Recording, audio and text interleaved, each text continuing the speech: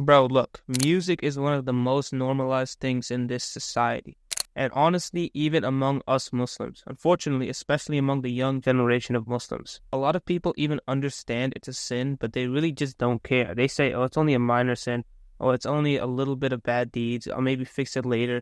But really, it's making a massive impact on your life. Like when you look around nowadays, especially among maybe teenagers, even Muslim teenagers, you'll realize that they kind of all fit the same category, or they all fit the same archetype.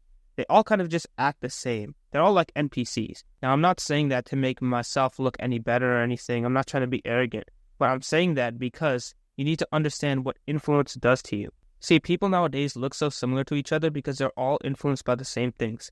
In a lot of cases, this is music. In fact, a lot of like successful people, even successful people in the eyes of like non-Muslims, so maybe billionaires, they understand the power of influence. They understand that every single thing that they consume, every media they consume, and everything they hear is influencing them, which is why you'll hear them talk about things like they'll only be surrounded by other rich people, right? They'll only watch people that are rich, and they'll only read books from people that are rich. They basically surround themselves with good influences for them. And it's the same thing with Islamic scholars and Islamic people of knowledge.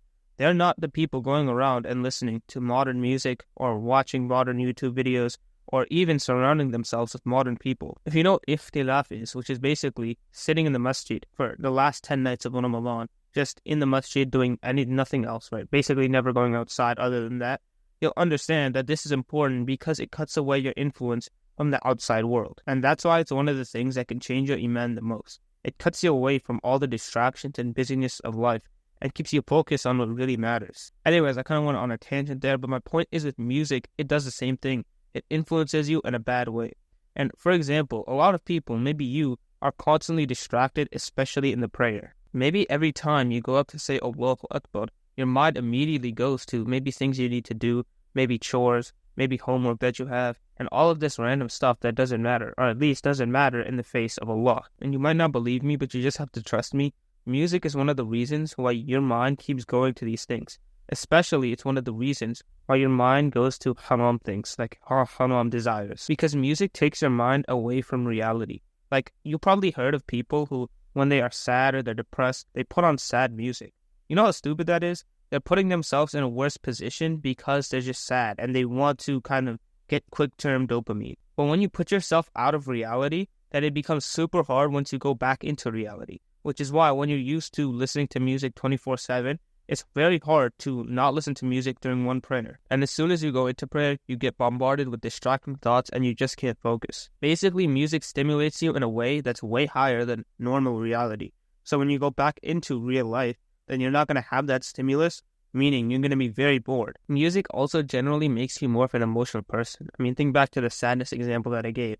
Music makes you want to play more into your emotions and kind of not care about solving them, but instead just kind of weeping in them. Now, in my opinion, one of the most compelling things against music is understanding the music industry. Because when you look at the music industry and the people that are trying to influence you, you'll kind of think to yourself, why would I even want to be anything like these guys? You'll see a persona from the outside, but if you look at people like, I don't know, Lil Nas X, for example, these people are not normal people, bro. They're so weird, especially when you look at their normal life. Like, you don't see it from the outside, of course. You probably see riches and fame, but from the inside, almost all of them are depressed. And they're not only depressed, these people take drugs. A lot of times they do like literally satanic rituals. So my question to you is, and especially for the people who think that music is not haram, why would you want to be influenced by these people? And think about it. Why would music, specifically the industry of music, be so susceptible to this satanic influences? Because it's necessarily a bad and haram thing. Music is never going to be good for you no matter what. So in my opinion, there's really no argument to be made in terms of is music halal or haram. It's pretty obviously haram. And even if it was halal, I guarantee you there's no good reason to listen to music, and there's a lot of reasons for you to not to listen to music. And the last important thing I want to say is that music hijacks your thoughts. And this is how most influence works, right? When you get influenced by something, it starts hijacking your thoughts, meaning you're going to start thinking about it more. And not only are you going to start thinking about it more, but you're going to start desiring certain things. When you listen to music that constantly talks about crimes, doing haram stuff, maybe zina, you're going to start desiring these things. Maybe not consciously, but at least subconsciously. and you're also going to be normalizing these haram things. And unfortunately, nowadays, so many people are materialistic and they care about things that really do not matter in their life in terms of Islam. And that's the reason why a lot of people are depressed nowadays. A lot of it just comes down to listening to music and listening to bad influences. So music hijacks your brain and makes you pretty much not be able to think for yourself. And I guarantee you, if you're a person who listens to music now, just try this. Stop listening to music for maybe 7 days, right? Just 1 week, and you'll realize that you'll be able to control your thoughts a lot better, and you won't be constantly having distracted thoughts. Now, of course, music is not the only reason for being distracted and not having extreme focus, but it's one of the main reasons, at least in my opinion. A lot of people can't even go about their day thinking for themselves without music. Imagine not even being able to work without music. That's deficiency, and that's definitely not a trait you want to have. Anyways, I hope you benefited from this video. Don't forget to start making dua to Allah. Assalamu alaikum.